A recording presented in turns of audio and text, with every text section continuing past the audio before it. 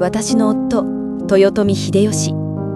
あの人との本当の出会いは、そう、忘れもしない天が裂けた日のことでした。私は岩場でうずくまる怪我をした猿を見つけました。大丈夫にございますか？恐る恐る声をかけると、その猿は信じられぬものを見るように私を見上げたのです。藤吉。それが後に秀吉となるあの人の最初の名でした。彼のいた時代、人は言葉を持たぬ獣だったとか。私の声は彼にとって天変地異にも等しい衝撃だったに違いありませぬ。藤吉は混乱の極みにありました。なぜだ。ミーポンはまだ降伏などしていないはずだ。故郷の総司令部とはつながらず、地図も役に立たない。仲間と合流し、数日間かけて鉄の鳥を修理した彼らは、この時代のニーポンの中心、東京と呼ばれていた武蔵国江戸へ向かうと決心されたのです。鉄の鳥で日の本を駆け上がりました。しかし藤吉は故郷には帰れぬと悟りました。戦乱の世で生き抜くことを決意します。私は彼に木下藤吉郎という名を贈りました。この時から未来の去る藤吉は死に、後に天下人となる侍木下藤吉郎が生まれたのでございます。次に向かったのは尾張の風雲児織田信長様のもとでした。己の価値をこの時代で最も高く買ってくれる男はあの人しかいないと。信長様は夫の異様な姿を気にもせず、その知識と力がもたらす価値だけを見抜きました。夫藤吉郎の軍団を得て、信長様の天下統一はもはや時間の問題かと思われました。ですが運命の歯車は今日の本能寺で狂い始めたのでございます。夫は天をかけ備中から舞い戻りました。なれど燃え盛る本能寺で彼を待っていたのは虫の息の信長様だったのです。猿よ、この国をくれてやる。貴様のやり方で新しい天下を作ってみせよ。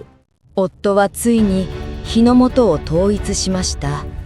長く続いた乱世は終わり、誰もがこの安らかな世の訪れを信じておりました。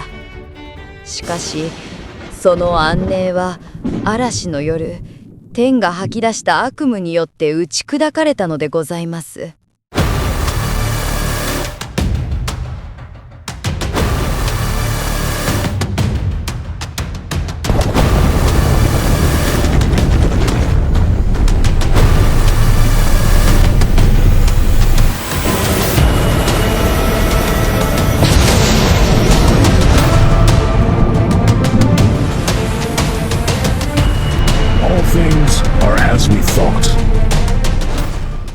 まがまがしい時空の裂け目から彼らはやってきました。夫の一族とは敵対する巨大なゴリラの兵団。彼らの狙いは夫が築き上げた天下そのものでした。激しい戦いの中、夫は姿を消しました。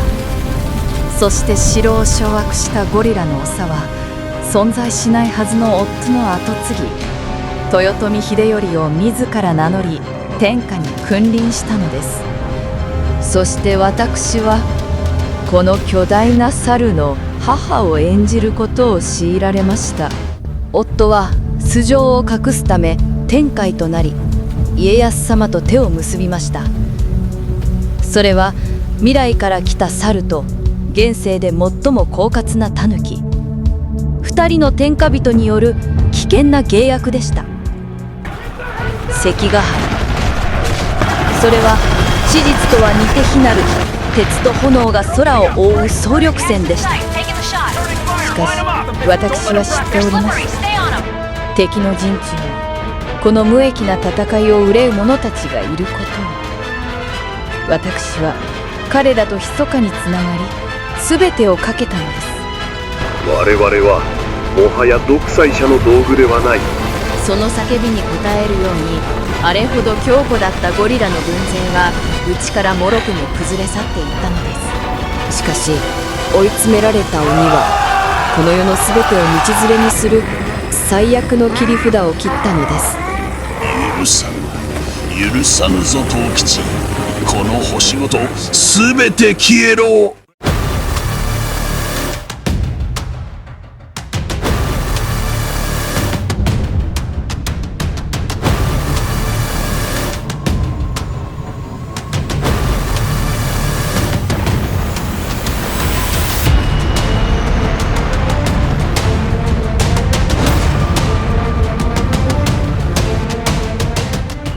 追い詰められた鬼は天に悪夢を呼び寄せました。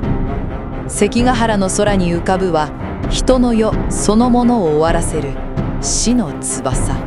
誰もが終焉を覚悟したその瞬間ですが、私は信じておりました。夫と家康様は備えていたのです。ゴリラたちの故郷からさらなる増援が来る可能性を、そしてそのための奇策を用意しておりました。それはこの時代の闇に生きる者と未来の知恵が融合したありえべからざる奇襲攻撃でした。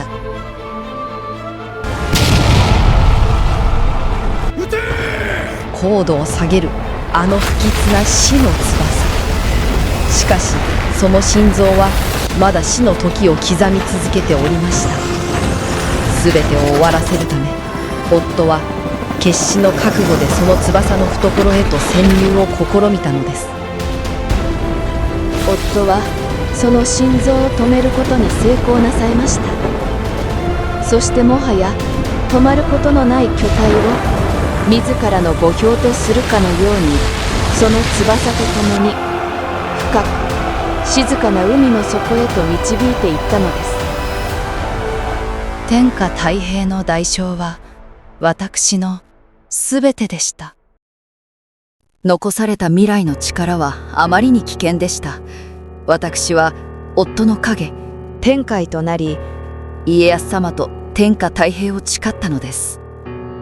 残された猿たちの手によって未来の武器は土に帰り、災いの門も封じられました。彼らの生きた証は日光東照宮の見ざる言わざる聞かざるという沈黙の誓いとなり、歴史から消えたのです。そして始まりの地日向の国幸島は神の猿の住まう聖域として長く守られることとなりました。